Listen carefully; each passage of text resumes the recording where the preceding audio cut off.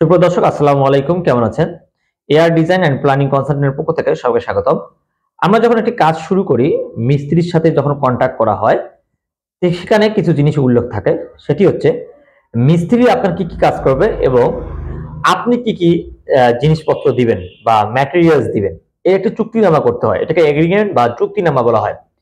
এটা অবশ্যই কাজ শুরু করার আগে এই এগ্রিমেন্ট অথবা এই চুক্তিনামাটা করে নিবেন। এতে করে আপনি অনেক সেফ জোনে থাকবেন। সেই এগ্রিমেন্টে আপনি উল্লেখ করে নিবেন যে আপনি কি ম্যাটেরিয়ালস দিবেন। সাধারণত মালিক পক্ষরা আমরা যেগুলো সচরাচর কাজ করে থাকি সে বিষয়ে অভিজ্ঞতা থেকে আমি আপনাকে কিছু কথা বলি।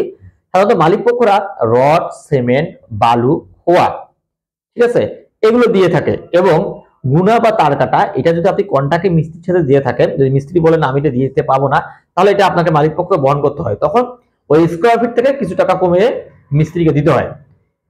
এই হলো মালিকের কর্তব্য। এবং দ্বিতীয় কর্তব্য হচ্ছে ঠিকাদার বা সাব ঠিকাদারের তার ভাইব্রেটর মেশিন, তারপরে শাটার, তারপরে শীট, তারপর আপনার হলো মিক্সার মেশিন, তারপর ভাইব্রেটর নজেল, ক্রেন এবং যত যাবতীয় বাইরে শাটারিং করার জন্য কাজ করার জন্য যে জিনিসপত্র লাগবে সব মিস্ত্রিকে বহন করতে হবে যদি কন্ট্রাক্টে কাজ হয়ে থাকে। আরেকটা বিষয় হচ্ছে কন্ট্রাক্টের কাজের ক্ষেত্রে আমরা যখন পিএল লেভেলে গাঁথুনি করি, এই গাঁথুনি করার পর ভিতরে যে বালুগুলো ভরাট করা হয় সেটা কিন্তু মালিক পক্ষকে বহন করতে হবে। আরেকটা বিষয় হচ্ছে কন্ট্রাক্টের কাজ যখন হবে, যখন নিচের বেস গুলো মাটি খোঁড়া হবে সেটা মিস্ত্রির দায়িত্বে এবং সেই বেসটাকে আবার ভরাট করে দেওয়ার দায়িত্ব মিস্ত্রির।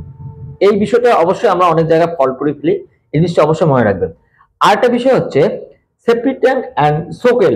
এটা সাধারণত কন্ট্রাক্টে হয়ে থাকে। এটা মালিকের সাথে একদম কন্ট্যাক্ট করতে পারে যে আমি সেফকোয়েল বা সেফটি ট্যাঙ্ক এত টাকার মধ্যে করে দেবো। এটা কখনো স্কোয়ার ফিটের ভিতরে পড়ে না। আরেকটা বিষয় হচ্ছে আপনারা যখন স্কোয়ার ফিটে কাজ করবেন তখন অবশ্যই পার্ট টু পার্ট কাজ করবেন। কারণ কি, আপনার আজকে টাকা আছে, কাল পর্যন্ত টাকা থাকতে নাও পারে। আপনি কোনো অসুবিধায় পড়তে পারেন, এটা স্বাভাবিক, মানুষ মাত্রই হতে পারে।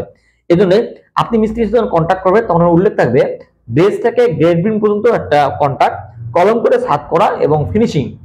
তাহলে আপনি বলতে পারেন কি আপনি 3 স্টেপে আপনি এটা কন্ট্যাক্ট করতে পারেন। এইভাবে প্রত্যেকটা স্টেপে কাজ হবে, আপনি মিস্ত্রিকে পেমেন্ট করে দিবেন। আবার নেক্সট পেমেন্ট আবার কাজ শুরু হবে।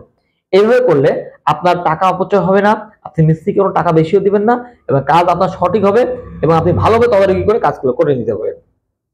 সংক্ষিপ্তভাবে আমি সুন্দরভাবে আপনাকে বুঝাই দিলাম যে মিস্ত্রির সাথে আপনি কিভাবে কন্ট্যাক্ট করবেন। আর অবশ্যই স্ট্যাম্পের মধ্যে এটি কন্ট্যাক্ট করে নিয়ে সাক্ষী রেখে এই কাজটি করবেন। ভালো থাকবেন। আসসালামু আলাইকুম।